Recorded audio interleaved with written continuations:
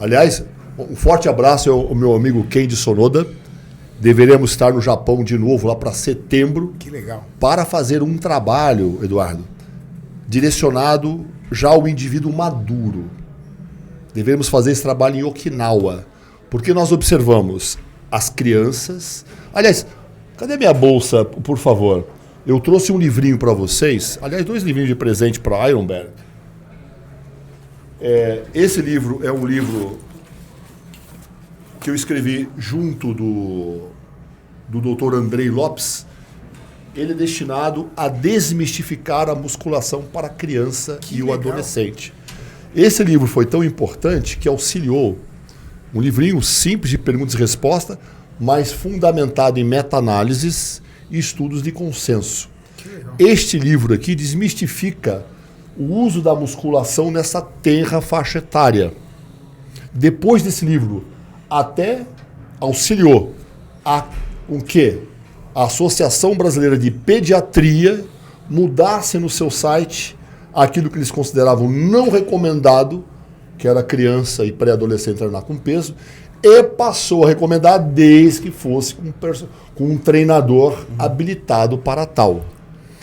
Este livro aqui, nessa capa, é o nosso querido Cobrinha, é o Felipe Mafra, tá? Que começou a treinar conosco com 6 anos de idade, fazendo agachamento, supino e terra. Somente os o moleque mete double leg em garoto 3, 4 quilos mais pesado que ele. Bicampeão mundial de jiu-jitsu, ainda trouxe o título de Abu Dhabi do Pan Kids da Califórnia. Quantos anos ele está hoje? Hoje o Cobrinha está com 10 anos. 10 anos. Desde os 6 anos de idade treinando com a gente. Tá? Então ele serve como um exemplo. Sendo que, desmistificando isto e observando esses bons exemplos, a academia começou a ficar cheia de adolescentes e criança. A partir do momento, inclusive, que pais de garotos que jogam futebol passaram a perceber que o treinamento com pesos diminui em mais de 60% a probabilidade da criança se lesionar na prática dos outros esportes. Ele fica mais competitivo, não atrapalha o crescimento, como se imagina, com todos os estudos aqui relacionados. Mas eu já faço isso há muito tempo. Lembra-se que eu treinava a seleção brasileira de ginástica rítmica? Eram garotas, com pesos. Então isso já vem se processando. Lá na Temple Gym, o próprio Dorian, quando ele competia, ele deu a minha responsabilidade de auxiliar o treino do próprio filho, que era um garoto na época de 12, 13 anos de idade, que é o Lewis Yates. Eu tenho as imagens, e na época eu fazia artigos e mandava para o Brasil. Um dos primeiros artigos de musculação para adolescentes foi eu que escrevi.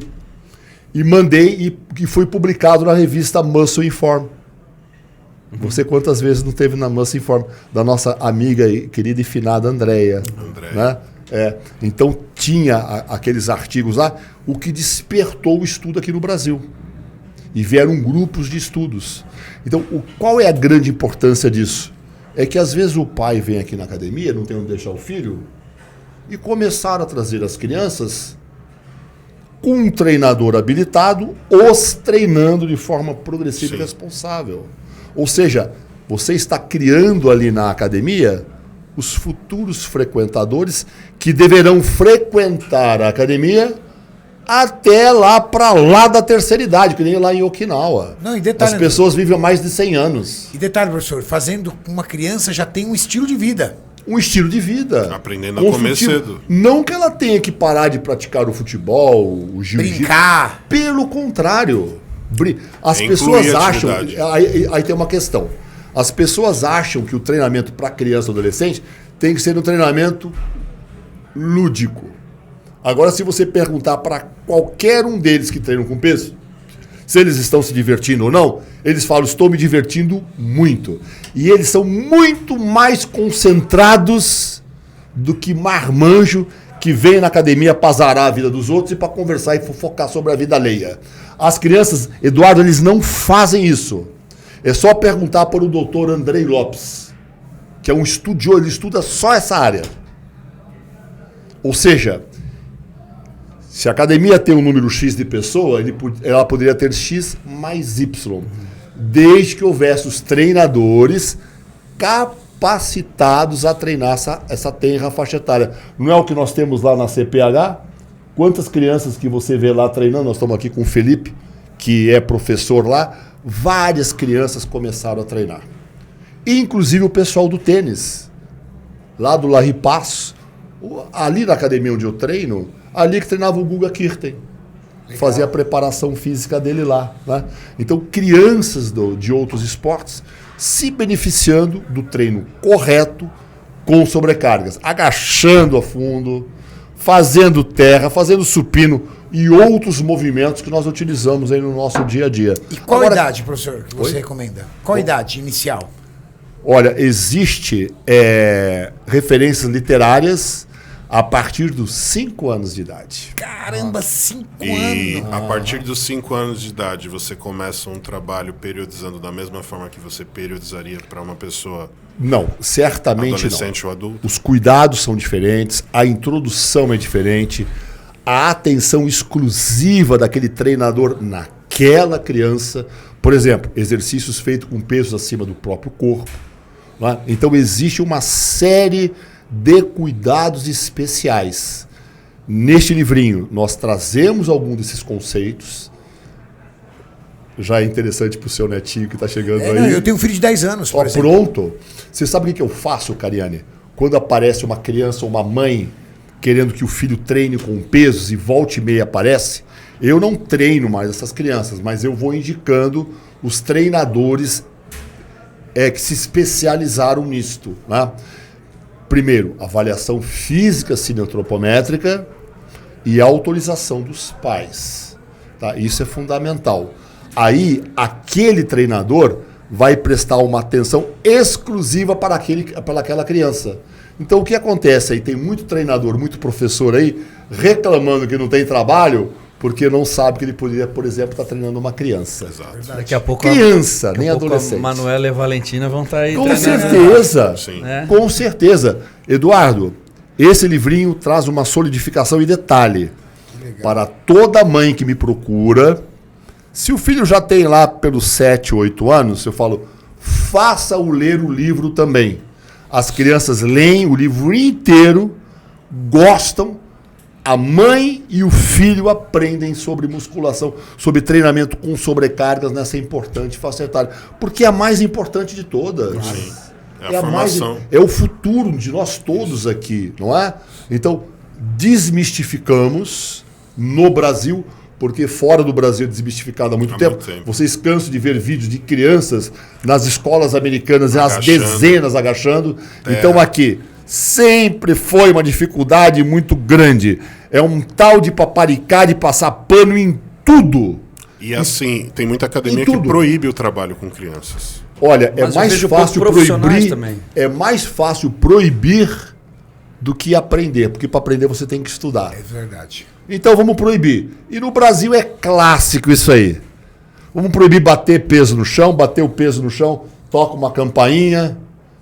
Aqui não tem isso aí não, né?